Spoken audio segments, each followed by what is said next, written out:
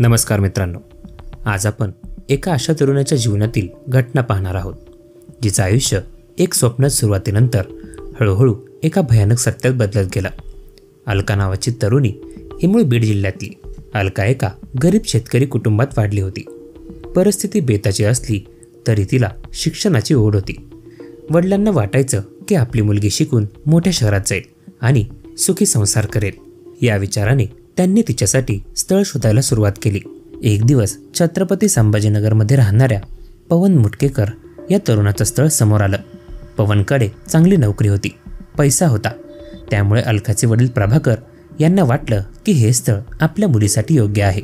पवनला अलका तिचा फोटो बघता क्षणी आवडली होती, त्यामुळे प्रत्यक्ष भेटीसाठी तो बीडला आला। त्या दिवशी अलकाच्या घरी उत्साहाचं वातावरण होतं। ती चहा घेऊन आली तेव्हा पवनने तिला पाहिलं। प्रत्यक्षात ती कशी आहे हे पाहून तो खुश झाला होता। जशी ती फोटोत दिसत होती तशीच ती समोरही होती, त्यामुळे पवनने लग्नासाठी होकार कळवला। काही दिवसातच अलका आणि पवनच्या लग्नाचं बोलणं पक्क झालं। साखरपुडा आणि लग्न एका सोहळ्यातच उरकायचं ठरलं। प्रभाकर यांनी आपल्या मुलीचं लग्न थाटामाटात पार पाडलं। गावकरी, नातेवाईक सगळ्यांनी देखील त्यांना चांगली साथ दिली। संध्याकाळी अलका सासरी निघाली। तिच्या डोळ्यात स्वप्न होती आणि चेहऱ्यावर गोड हसू। लग्न होऊन 1 महिन्याचा कालावधी निघून गेला। पवन आणि अलका दोघेही जवळ यायचे, प्रेमाने बोलायचे, पण पवनच्या वागण्यातून त्याच्या मनात काहीतरी चालू असल्याचं अलकाच्या आता लक्षात येऊ लागलं होतं। लग्नापूर्वी ज्या पद्धतीने पवन आनंदाने वागत होता तो आनंद त्याच्या चेहऱ्यावर आता स्पष्ट दिसत नव्हता। दोघांचा संसार जसा पुढे सरकत होता त्या पद्धतीने अलकाला पवनच्या वागण्यात विचित्रपणा वाटू लागला होता।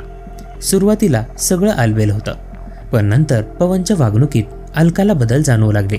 तो रात्री उशिरा दारू पिऊन घरी यायचा, विचित्र मागण्या करायचा, तसंच संताप आणि मारहाण हे सगळं आता वाढत चाललं होतं। अलका गप्प राहिली। पतीचा मान आणि संसाराच्या काळजीने ती सगळं सहन करत होती, पण पवनच्या अशा वागण्यामागे नक्कीच काहीतरी कारस्थान असणार, त्यामुळे अलकाने त्याचा शोध घेण्याचा प्रयत्न केला।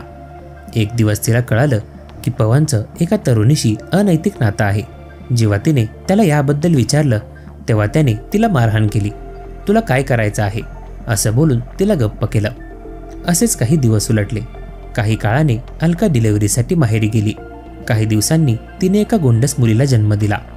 अलकाला आता वाटत होते की आता तरी सासरी गेल्यावर पतीमध्ये बदल झालेला असेल, कारण त्यांच्या घरी एका नवीन पाहुण्याचं आगमन झालं होतं। पण तसं काहीच झालं नाही। पवन अजूनही त्याच वाईट सवयींमध्ये रमलेला होता। त्याच्या अशा वागण्यामुळे घरातील वातावरण आता गढूळ होऊ लागलं होतं। सततचे वाद आणि भांडणं वाढत चालले होते। अखेर अलकाने सांगून टाकलं की या गोष्टी जर अशाच चालू राहिल्या तर मी कायमची माहेरी जाते। तिच्या या कठोर निर्णयाने देखील पवनला फरक पडला नाही आणि त्यामुळेच अलका शेवटी वैतागून पुन्हा माहेरी गेली। नवीन लग्न असल्यामुळे दोघांच्याही घरच्यांनी या गोष्टीमध्ये हस्तक्षेप केला आणि दोन्ही कुटुंबांनी एकत्र बसून अगदी समजूतदारीने अलका आणि पवनमध्ये समेट घडवला।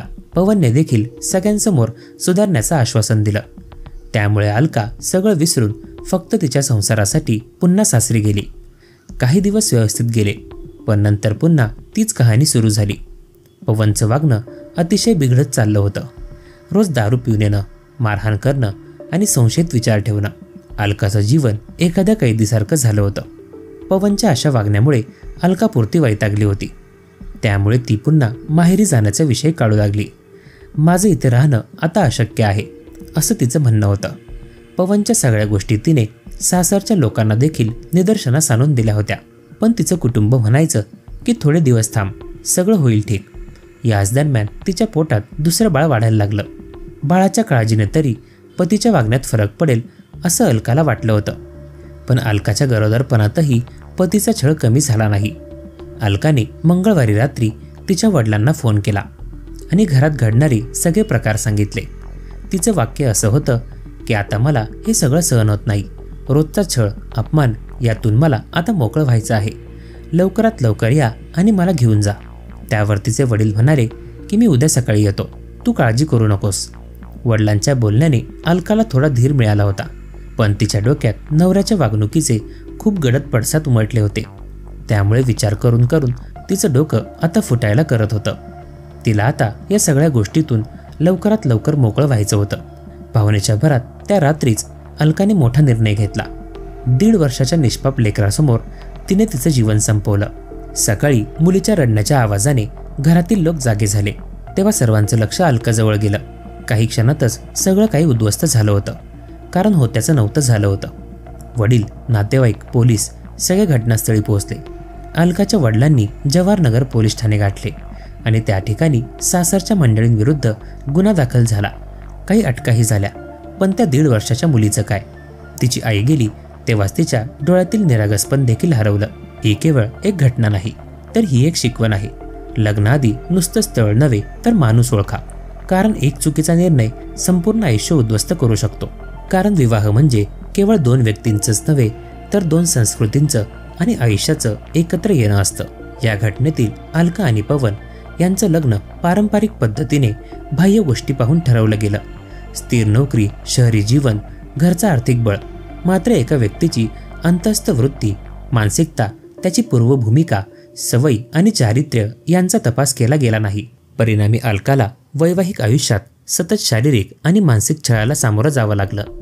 पती पत्नीचं नातं केवळ एक सामाजिक करारापुरता मर्यादित नाही, ते परस्पर विश्वास, सहकार्य आणि प्रेम यावर आधारलेलं असतं.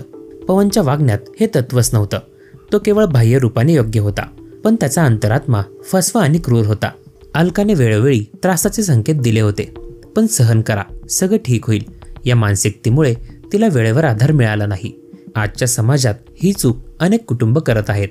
महिलांनी आणि त्यांच्या कुटुंबियांनी या हिंसेविरुद्ध आवाज उठवणं अत्यंत आवश्यक आहे. पवनच्या अनैतिक संबंधांमुळे अलकाचं मनोबल पूर्णपणे कोलमडलं होतं. नात्यातील फसवणूक ही एक मानसिक हिंसा आहे, ज्याचे दुष्परिणाम अतिशय गंभीर होतात. अलकाने शेवटी नाही म्हणत माहेरी परतण्याचा निर्णय घेतला, पण तिचं आयुष्य इतकं क्लिष्ट झालं होतं की ती मानसिकदृष्ट्या पूर्णपणे खचली होती. तिच्या निर्णयाचा आदर केला गेला असता तर कदाचित तिचं जीवन वाचलं असतं. अलकाने तिच्या अवस्थेचा उल्लेख फोनवर केला होता. मला कंट्रोल होत नाही, आणि हाच तिचा जीवन संपवण्याचा स्पष्ट संकेत होता. अशा वेळी तात्काळ मदत करणं, समुपदेशन मिळवणं आणि कुटुंबियांनी गंभीरपणे बाबतीची दखल घेणं अत्यावश्यक असतं. अलकाच्या आईवडिलांनी तिला धीर दिला, पण पुरेशी कृती उशिरा केली. पालकांनी आपल्या मुलीचा आवाज ऐकणं, तिच्या दुःखाचं गांभीर्य समजणं आणि वेळेवर पाऊल उचलणं हे गरजेचं होतं. शेजारी, मित्रमंडळी, गावकरी हे सगळे अलकाच्या अवतीभोवती होते, पण तिला खरं संरक्षण मिळालं नाही. अशा परिस्थितीत सामाजिक जागरूकता आणि हस्तक्षेप खूप महत्त्वाचा असतो.